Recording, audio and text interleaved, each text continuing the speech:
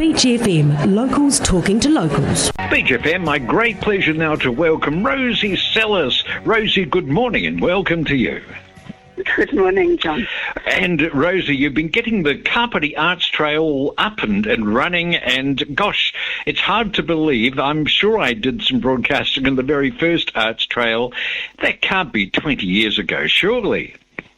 Well, it really is, and it's come from a relatively sort of community-based beginning where all the artists just flung open their doors and said to Kapiti, look what treasures you have amongst you, and come and see what we do. And it's just grown from there as being a wonderful celebration of art and artists on this part of the coast, and got better, better. Not quite bigger this year, but better and bigger mostly.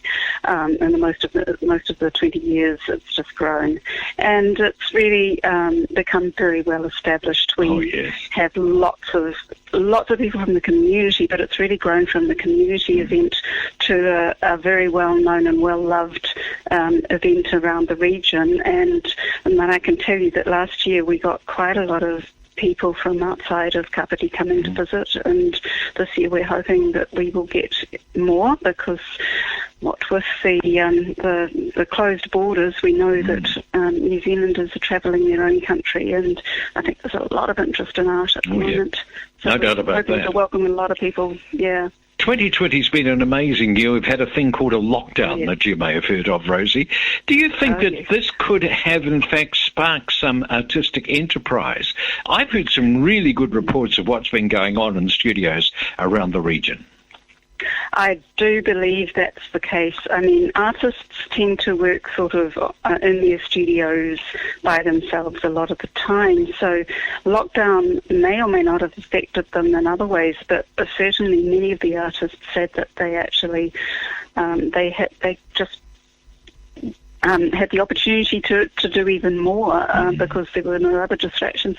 I think for a lot of artists, they were a bit worried about how they would be able to sell their art, but we're hearing reports of people who are really interested in buying art this year, and so coupled with the artists, being prolific, as I said before, and the greater interest, artists are actually, I think, doing quite well, or we certainly hope they are.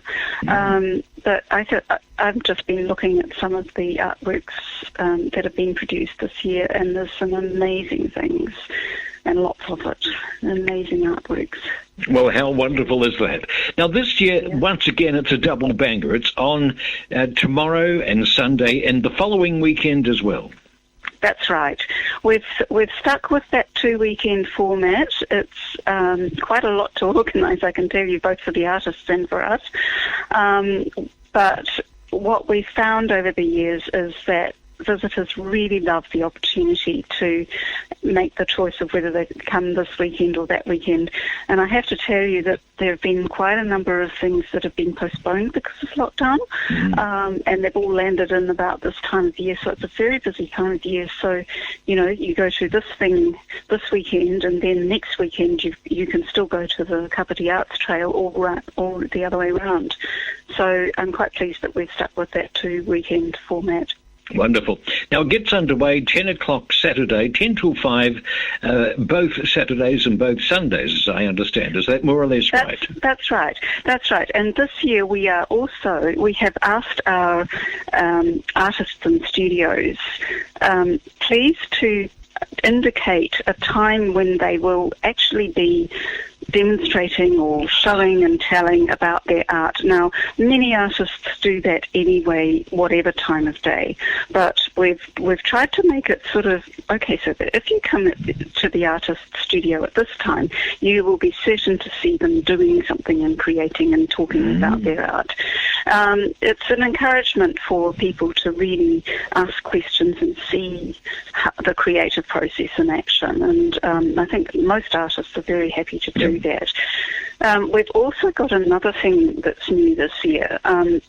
what we're calling index exhibitions, and we've got 4 of those, one for each of the main villages in Kapiti. So we've got a cafe, Perching Parrot Cafe in Paikakariki, and we've got at the Paraparaumu Library, the art space there, and we've also got Relish Cafe in Waikanai, and the new Oteki Pottery Club, their gallery called the Tote Modern. Oh, great. The Tote Modern. I love that.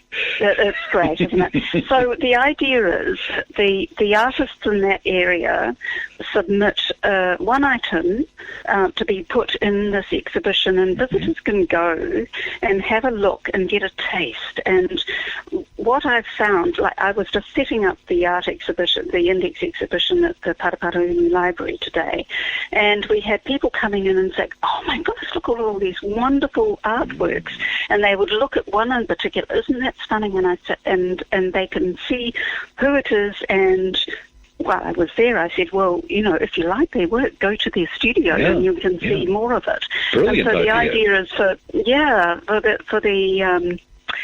visitors to actually get this taste of all the different artists, and then go and drown themselves in bliss at the studio. I think not all artists have been able to submit, but many have, and it gives you just an extra view of their work, because you can look on a screen, you can look in a booklet, but the one on the wall is the real thing, and it gives you more.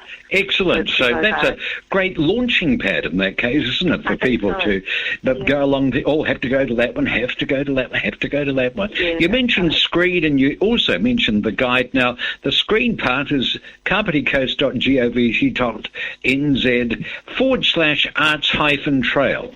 If you type that in, correct. You've got all of the information you need, including the brochure that you can download. Yes. But some printed copies of the brochure as well, Rosie.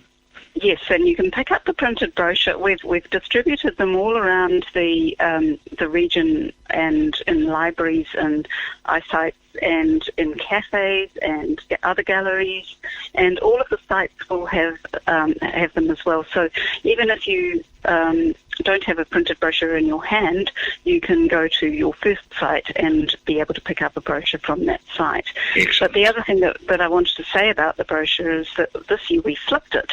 So there's 2 new things. This is the third. And what we decided is that you can either start from south and go north, and then you can go from the north and then go south, and you can start at either end of the brochure, and so you can end up in the middle from either side. Or, of course, you can go into the middle and go either way. So, we've tried to make it easier for people whether they go from south or north. Wonderful. It all starts tomorrow, 10 o'clock, and we're all really looking after it. Hey, Rosie, you've been working so hard on this, you and the team, and we're really looking forward to it. Thank you so much for making this possible in this crazy year of 2020. This is going to really cap it off for us.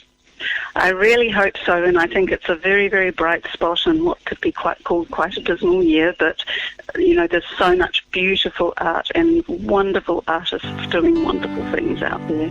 I really think it's a celebration. Rosie Salas, thank you so much for joining us.